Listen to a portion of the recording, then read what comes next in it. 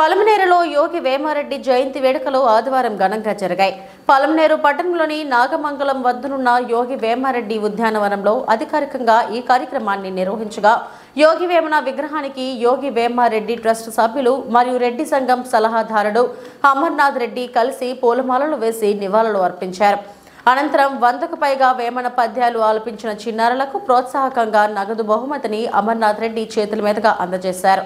ఈ సందర్భంగా కవులు రచయితలైన డి కుమారస్వామి రెడ్డి, గాండికోట వారిజ, రెడ్డి ప్రకాష్, అశోక్, బాలకృష్ణ మూర్తులను ఘనంగా సత్కరించారు.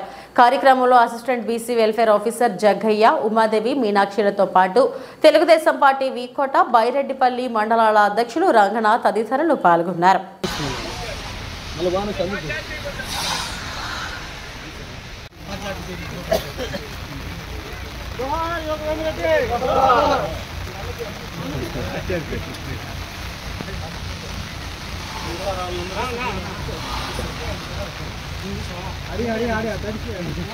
కిషోరన్నా ఏంది అధ్యక్ష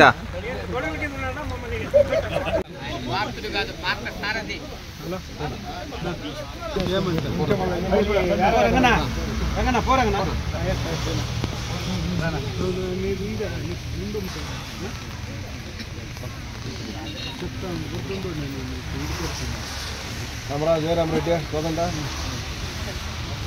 భీమిరెడ్డి వాళ్ళు వీళ్ళు లేడీస్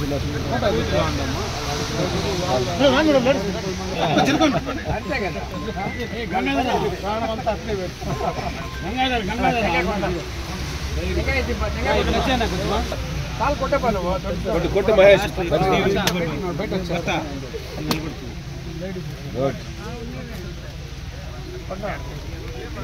జయ కొట్టు జయ స్లోగన్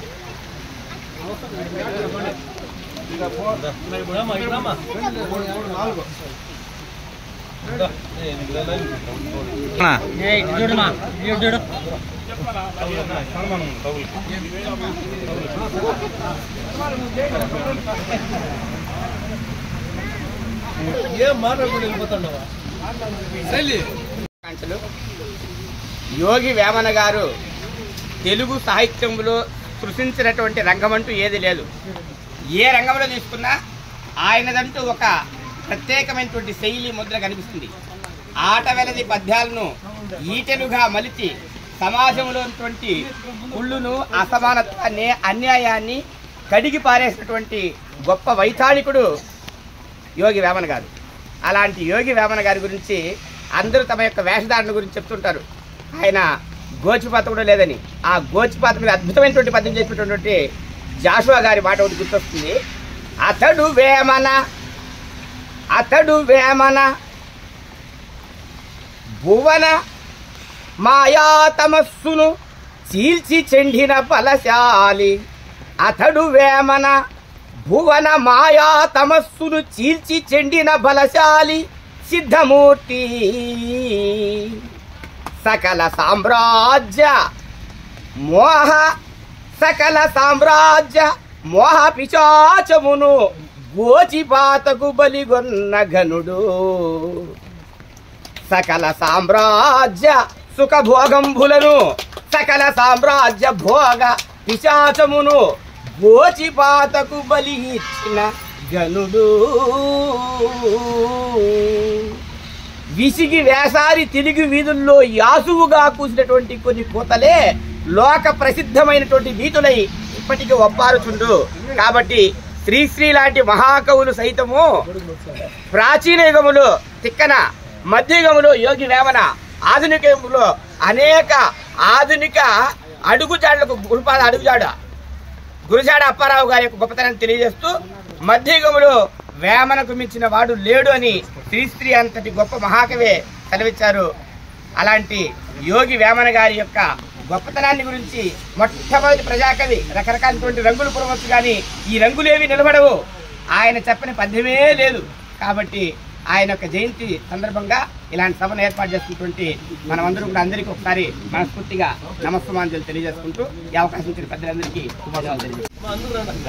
తెలుగుకు అజరామరమైనటువంటి కీర్తినిచ్చినటువంటి వాడు వేమన. మన శ్రీశ్రీ గారే చెప్పారు, ముగ్గురు కవిత్రయము ఆయన దృష్టిలో. ప్రాచీన యుగంలో వచ్చేసి తిక్కన, మధ్యయుగంలో వచ్చేసి వేమన అని చెప్పారు, ఆధునిక యుగంలో గురుజాడ గారు అని చెప్పారు. ఇది మామూలుగా 1806 వరకు ఎవరికి తెలియదు సాహిత్యము, ఈ వాంగ్మయం గురించి. సిపి బ్రౌన్ గారు దాన్ని వెలికి తీశారు. తర్వాత దాన్ని లాటిన్లోకి, స్పానిష్ భాషలోకి విశ్వవ్యాపితం చేశారు. మన సాహిత్య అకాడమీ వాళ్ళు, కేంద్ర సాహిత్య అకాడమీ వాళ్ళు వేమన సాహిత్యాన్ని అంతా కూడా, వేమనకు సంబంధించినటువంటి జీవిత చరిత్ర, ఆయన రచనలకు సంబంధించి ఒక పుస్తకాన్ని 14 భాషల్లోకి అనువాదం చేశారు. ద్రవిడ భాషలు అన్నింటిలో కూడా ఈరోజు వేమనకు వేమన విశ్వవ్యాప్తమైనటువంటి ఒక ప్రజాకవి. ఆయన స్పృశించని రంగము, ఆయన స్పృశించనేటువంటి విషయమే లేదు. జీవితానికి సంబంధించినటువంటి 360 డిగ్రీల మొత్తం గోళాన్ని ఆయన సృష్టించారు.